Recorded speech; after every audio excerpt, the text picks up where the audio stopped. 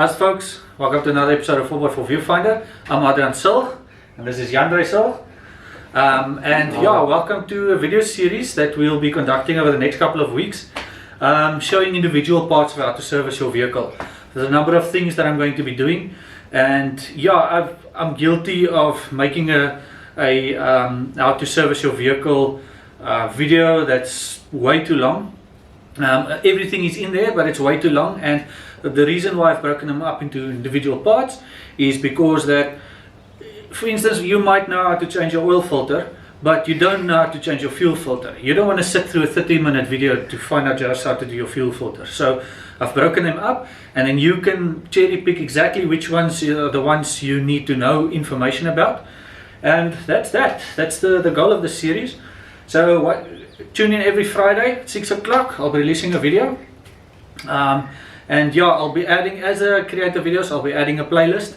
And the playlist will then, you can just start, if you want to see how to service the vehicle completely, you just press the playlist and you watch the whole video and you'll see exactly how to do that. I'll try and keep it short and sweet. And I think that's it. But without further ado, let's jump into it.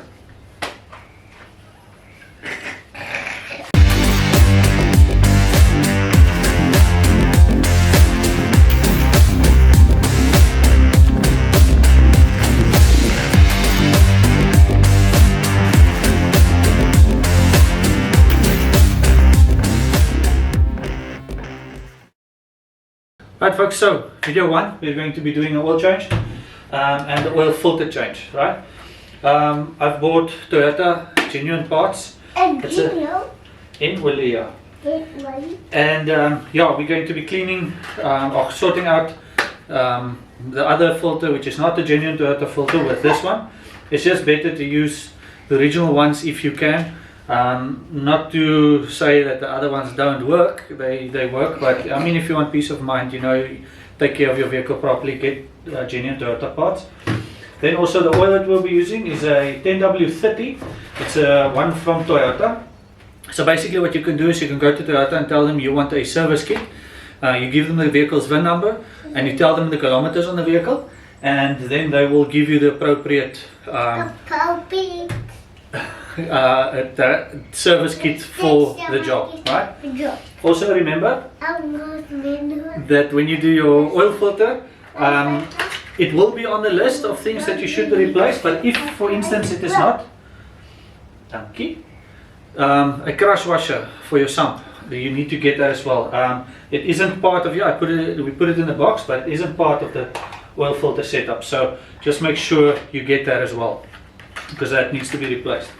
Right, the 1KD, the D4D motor takes 6.9 liters. So I bought two 5 liters. In the future I can just buy another 5 liter, and I should be able to do quite a few, let's say 3 more services. I'll keep it that. Alright, so I'll be doing quite a few more services where I just have to buy one 5 liter to make up for the Danessa.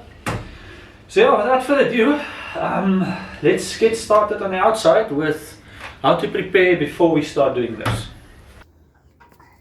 Alright folks, so you go straight under the vehicle. Here, this main cross member back here, just behind it on this side.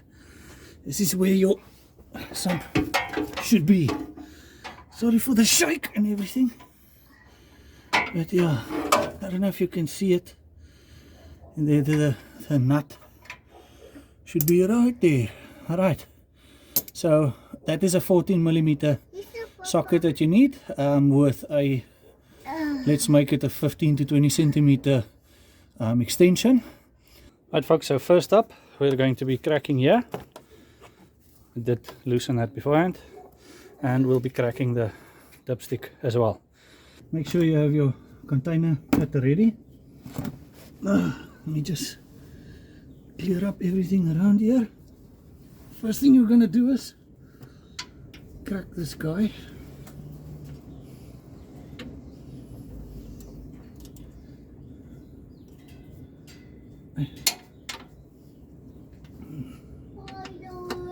Let's try again.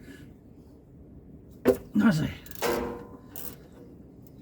Right, you just crack it, then make sure you got this guy lined up properly, and then turn the rest by hand. Now, hopefully, you got this thing. There we go. Just. Okay.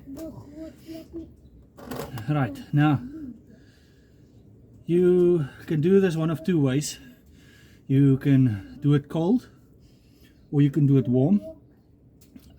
There's arguments that go both ways, that say doing it cold is better than doing it warm. Arguments saying that doing it warm is better than doing it cold. If you look at it from that perspective, doing it cold, the capillaries and everything inside the engine have already drained to the bottom of the engine. So when you open it up, all the oil will come out. So you know that everything inside is drained down. If however you start it and you run it and it's warm, that means all the capillaries are filled with oil and all that stuff. And even though it runs out smoother and easier, those capillaries still take time to drain. So it's a catch-22. It's what you feel you want to do. I've never done it cold. I'm doing it cold now for the first time. And basically I'm just going to leave it until there's absolutely nothing dripping out anymore. And then we'll clean it up and put it back and then start working on the oil filter. Right, oil filter next. We'll be starting to remove the oil filter. Now, I use a rag to try and capture most of this oils that drips off from here, and it never works. I can assure you, but I'm not sure why Toyota decided to make it so complicated. To put where they put the oil filter. Suppose it's probably the best spot, but yeah, I don't like oil running down the side of the engine and all that stuff. It goes down all the way to the bottom.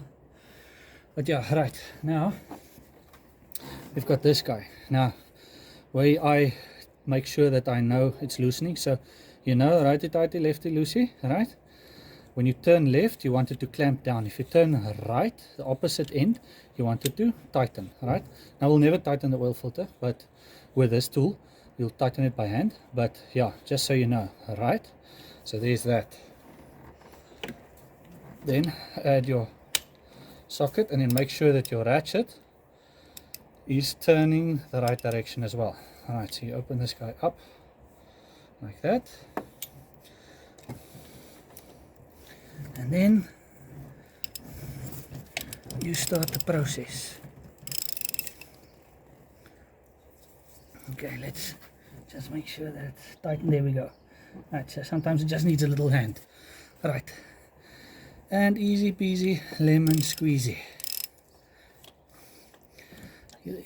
If you've done it right the last time, you shouldn't have too much of an issue this time. Okay, so here's where the mess starts. It's always fun because, you know,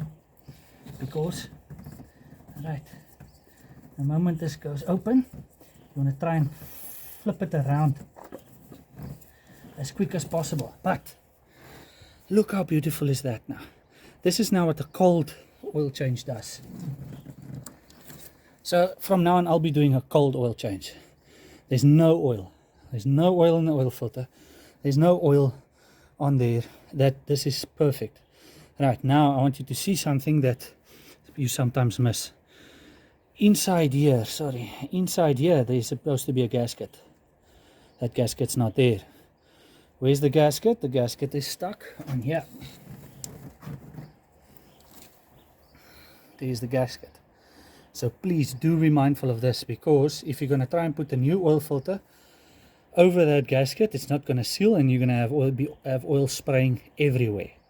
Right, so yeah, let's put on the new one. Right folks, so this is one thing I like what Toyota does. Now, you know, with your oil, normally when you replace an oil filter, that you need to take some oil and put it on the gasket before you put it on, otherwise it scrounges up like that. Toyota have gone that extra mile and they've already greased it for you, so you don't have to do that.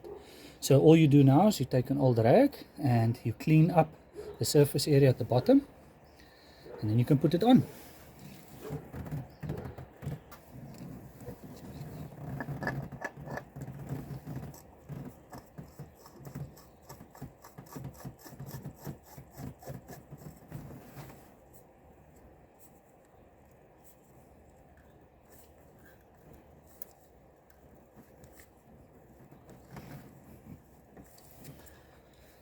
Stop it, I like it.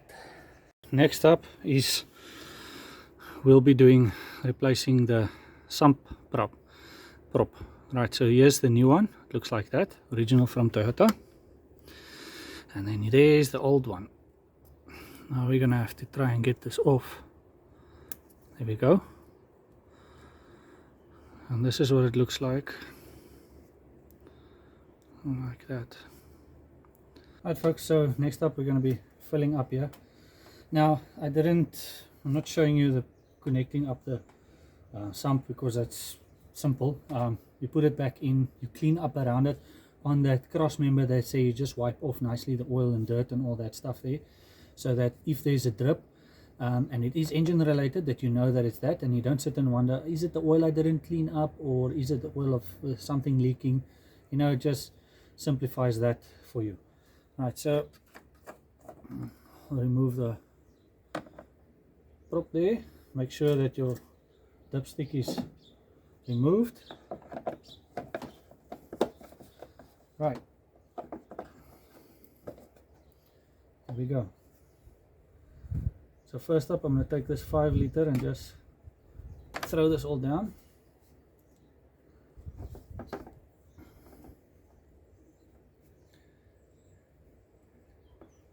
So yeah, Toyota uses mineral oil. I did do a servicing video in the past where I gave an alternative fuel, oil, and I was corrected. Toyota only uses mineral oil, as far as I've heard, on all their vehicles.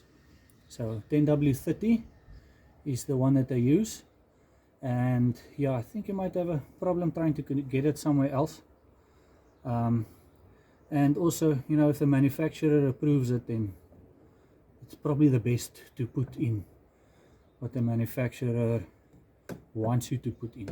All right.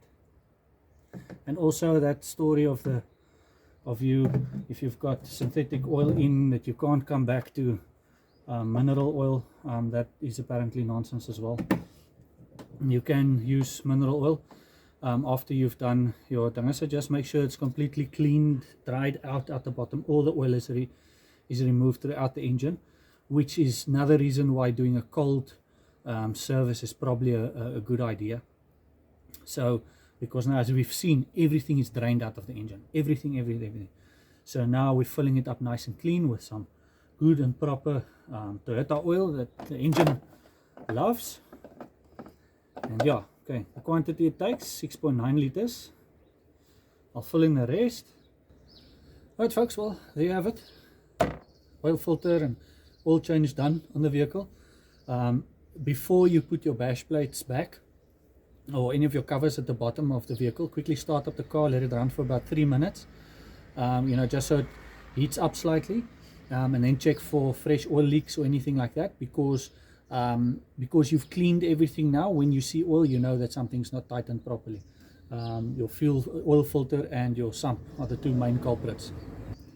And then when everything's done, then you are ready to close up and move on to your next part of the system, which will be our oil filter.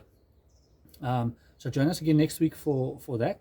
And folks, if you have any comments or anything that you things that you've seen maybe I've done wrong, or whatever, even positive criticism, I implore you, please let me know in the comments down below. Also, perhaps even what type of oil do you use? That I'd like to know that, because I know that they say mineral oil or Toyota's oil should be the only one that you put in, but I'm curious to find out what your experiences are with regards to different types of oil that you've used on your vehicles, and name brands and stuff. Help educate us on what other possibilities there are, price wise and everything. So yeah folks, until next week, happy travels and happy 4x4ing.